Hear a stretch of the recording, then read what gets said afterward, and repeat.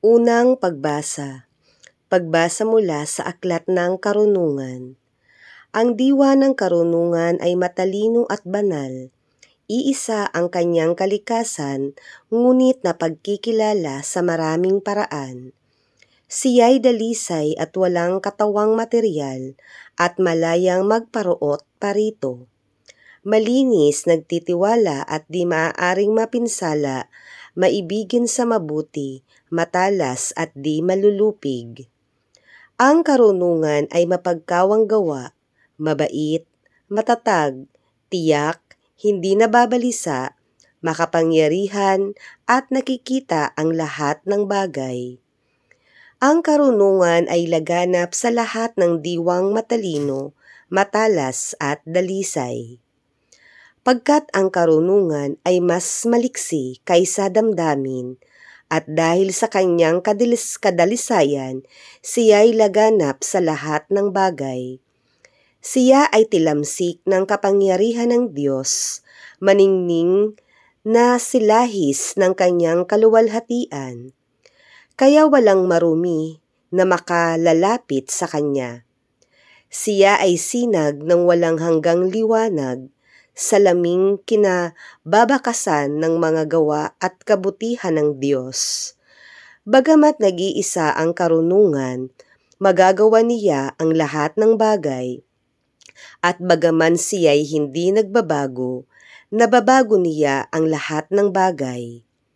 Sa lahat ng salinlahi, siya'y lumalagay sa mga banal, at ang mga ito'y ginagawa niyang mga propeta at mga kaibigan ng Diyos. Walang pinakamamahal ang Diyos nang higit pa sa mga taong nawiwili sa karunungan. Ang karunungan ay mas maganda kaysa araw. Higit ang kagandahan kaysa mga bituin, at higit pa sa liwanag. Sapagkat ang liwanag ay nahahalinhan ng dilim, ngunit ang karunungan ay di nalulupig ng masama kailanman. Ang lakas niya'y aabot sa lahat ng sulok ng daigdig, at maayos na pinamamahalaan ang lahat ng bagay. Ang Salita ng Diyos. Salmong Tugunan. Walang hanggan, Poong Diyos, salita mong tumutubos. Ang salita mo, O Poon, di kukupas walang hanggan, matatag at di makilos sa rurok ng kalangitan. Walang hanggang, Poong Diyos, salita mong tumutubos.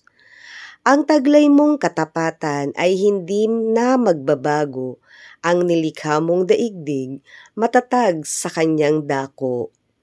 Walang hanggang, Poong Diyos, salita mong tumutubos. Hanggang ngayon ay matatag, pagkat ikaw ang nag-utos, alipin mo silang lahat at sa iyo'y naglilingkod. Walang hanggang, Poong Diyos, salita mong tumutubos.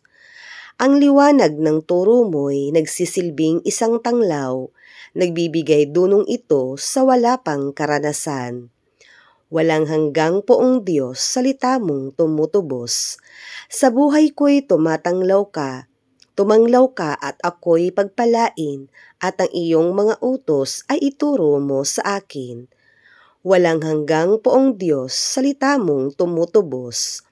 Upang ako ay magpuri, ako'y bigyan mo ng buhay. Matulungan nawa ako ng tuntunin mo at aral.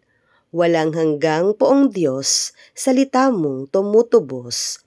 Alleluia, alleluia, alleluia. Ako'y puno, kayo'y sanga. Kapag ako ay kaisa, kayo't tiyak na mamumunga.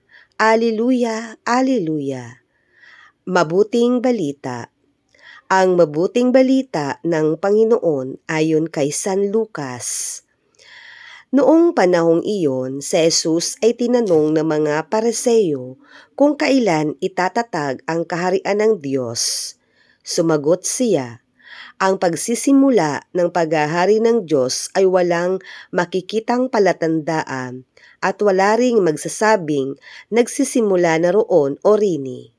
sapagkat ang totoo'y nagsimula ng maghari ang Diyos sa puso ng mga nananalig sa Kanya.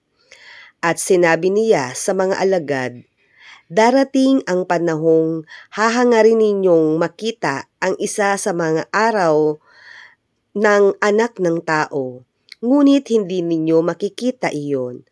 At may magsasabi sa inyo, naroon siya o narini siya.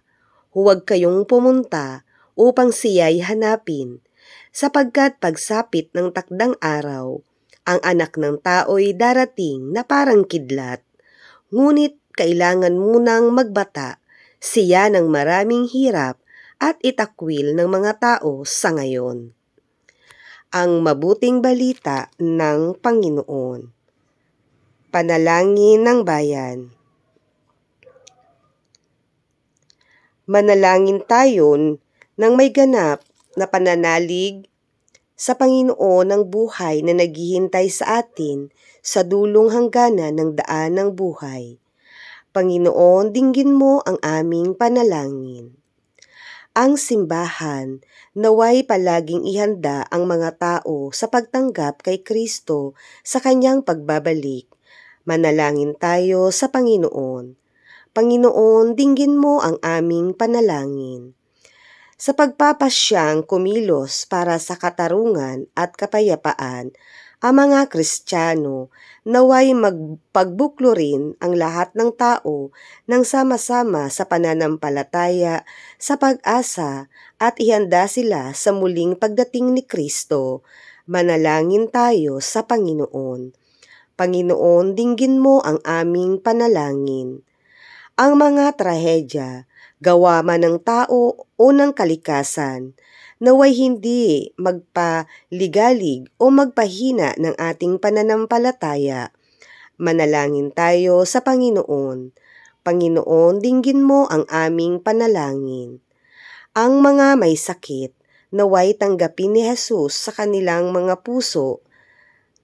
Tanggapin si Jesus sa kanilang mga puso at makita siyang kasakasama nila sa kanilang dinaranas na mga pagsubok. Manalangin tayo sa Panginoon. Panginoon, dinggin mo ang aming panalangin.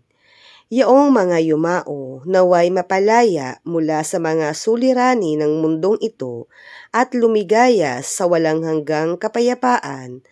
Manalangin tayo sa Panginoon. Panginoon, dinggin mo ang aming panalangin. Ama naming nasa langit, lagi kang malapit sa amin. Alam mo ang aming mga pangangailangan, higit pa sa aming pagkabatid. Tulungan mo kaming maging mulat sa iyong presensya, ngayon at magpasawalang hanggan. Amen.